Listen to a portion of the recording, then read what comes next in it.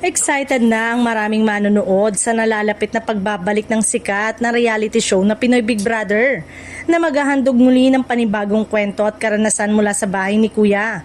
Ngunit bukod sa bagong batch ng housemates, isang malaking pagbabago ang usap-usapan ngayon, ang literal na paglilipat bahay ng programa para sa mga susunod nitong regular season. Ayon sa mga kumakalat na balita, posibleng magkaroon ng bagong lokasyon ng bahay ni Kuya na siyang magsisilbing bagong tahanan ng mga mapipiling housemates. Dahil dito, mas lalo pang tumindi ang excitement ng fans na matagal nang naghihintay ng panibagong regular season ng programa. Matatanda ang ilang espesyal na edition muna ang inilabas ng show nitong mga nakaraang taon, kabilang mga celebrity at special collaboration season.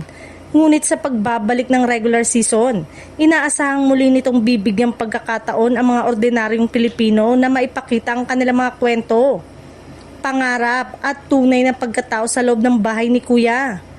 Patuloy na pinangungunahan ng ABS-CBN ng production ng programa na nananatiling isa sa pinakamatagumpay at pinakapinapanood na reality show sa bansa. Sa paglipas ng taon, napatunayan ng show na kaya nitong makisabay sa pagbabago ng panahon habang patuloy na nagbibigay inspirasyon sa mga manonood. Marami na ring artista ang sumikat mula sa bahay ni Kuya, kabilang sina Kim Chu, Melay Cantiveros at Maymay Entrata, na ngayon ay aktibo pa rin sa industriya ng entertainment. Patunay ito kung paano naging malaking tulay ang programa sa pagtupad ng mga pangarap ng ilang Pilipino.